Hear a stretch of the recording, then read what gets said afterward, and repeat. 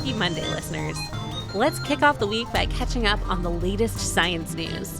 For Scientific American's Science Quickly, I'm Rachel Feltman. Last week, NASA's Perseverance rover started a slow but steady slog. The bot landed in Jezero Crater when it first arrived on Mars back in February 2021. Now it's busting out, but very slowly and cautiously. NASA says it'll take Perseverance months to ascend the rough terrain of the crater's western rim. The hope is that Perseverance will persevere, long enough to study a couple sites at the top of the crater. Speaking of Mars, the red planet has kind of been popping off lately. Earlier this month, a study suggested that Mars might be hiding an ocean's worth of water deep below its surface. Data from NASA's late InSight lander revealed seismic signals of liquid water some 6 to 12 miles beneath the planet's crust. Then, just a couple weeks ago, a study showed that rock samples taken by Perseverance contained sulfites. That indicates that they probably used to sit in salty water.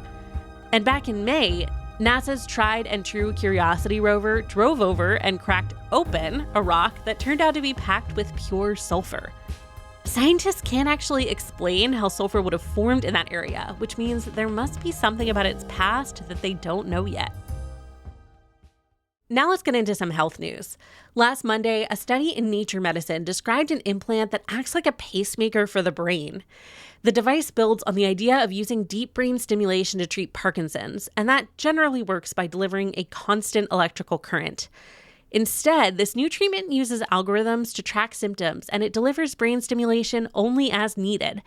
In a study of 4 people with Parkinson's, the researchers said that the tech reduced each person's most bothersome motor symptom by half when compared with conventional deep brain stimulation.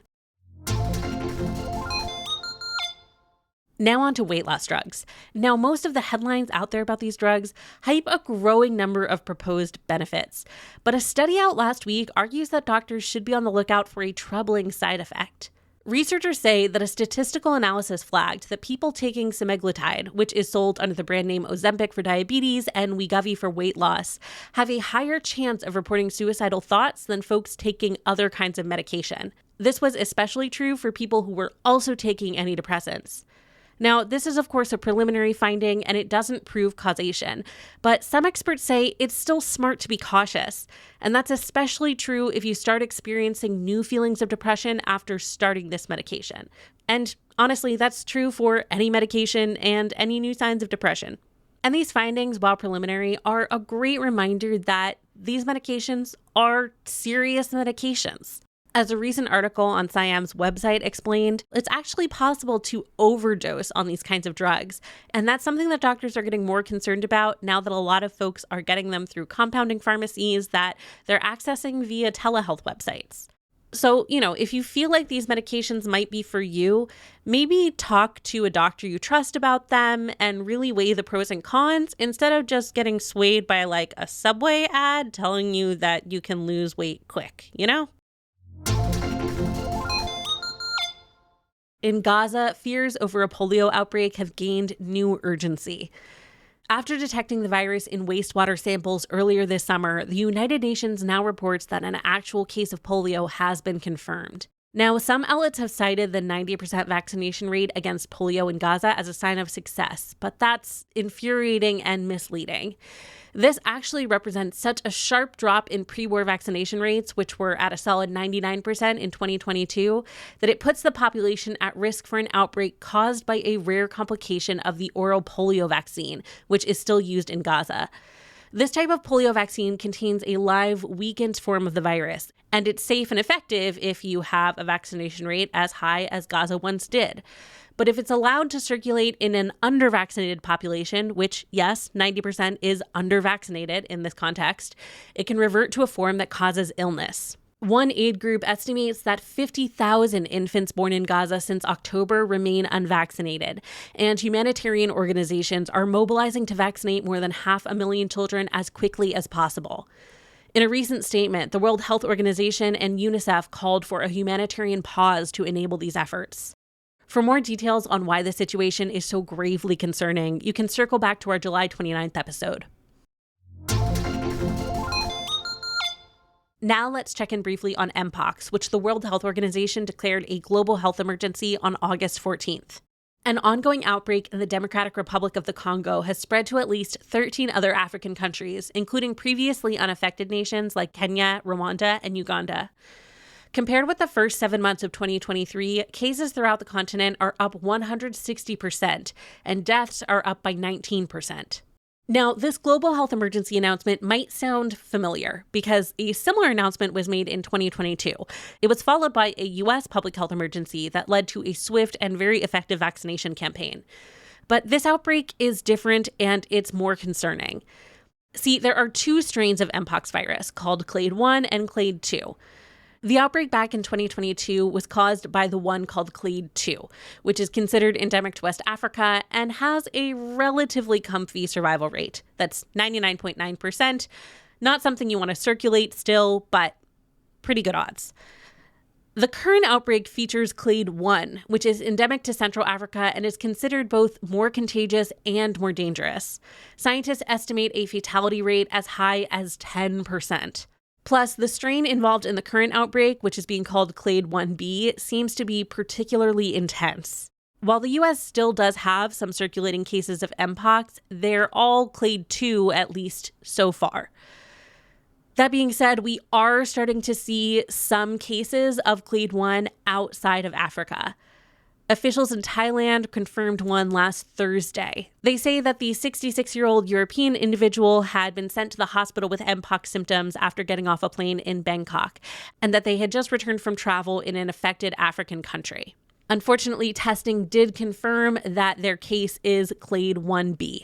Back on August 15th, Swedish officials confirmed that a patient in Stockholm had Clade 1 as well. Still, World Health Organization officials have emphasized that Mpox is not, quote, the new COVID, because we do know how to prevent it.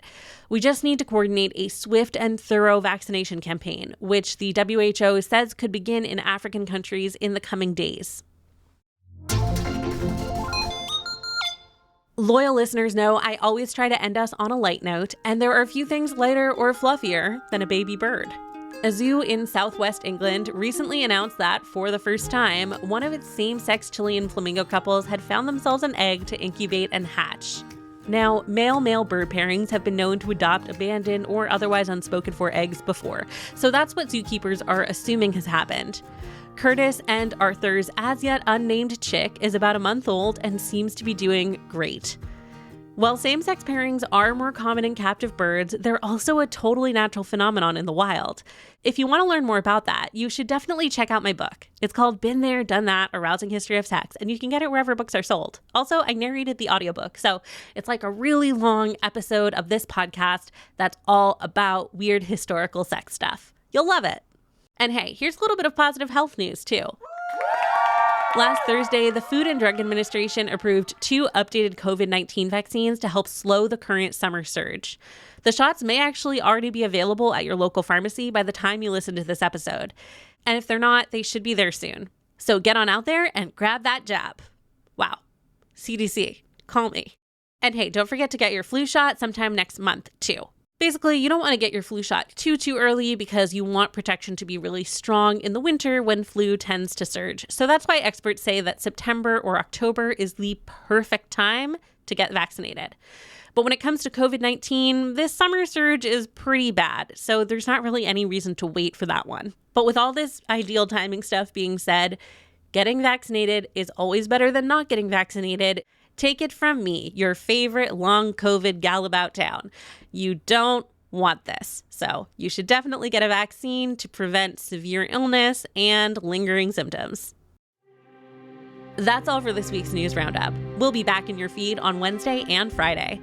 If you're enjoying the show, do us a favor and leave a like, a comment, a rating, a review, whatever, wherever you listen to podcasts. And if you're listening on Spotify specifically, a particular request for you for a follow/subscription, whatever they're calling it on the interface you're on right now. It helps the algorithm know that people actually like our show, and that makes them maybe show it to more people, ... We'll see. But can't hurt. You can also send us questions, comments, and suggestions for topics you'd like us to cover at sciencequickly@sciam.com. I finally, me personally, have access to this email inbox, so if you want to just chat, go for it. I'm all yours. Science Quickly is produced by me, Rachel Feltman, along with Fonda Mwangi, Kelso Harper, Madison Goldberg, and Jeff DelViscio. Shayna Posses and Aaron Shattuck fact-check our show. Our theme music was composed by Dominic Smith. Subscribe to Scientific American for more up-to-date and in-depth science news. For Scientific American, this is Rachel Feltman. Have a great week.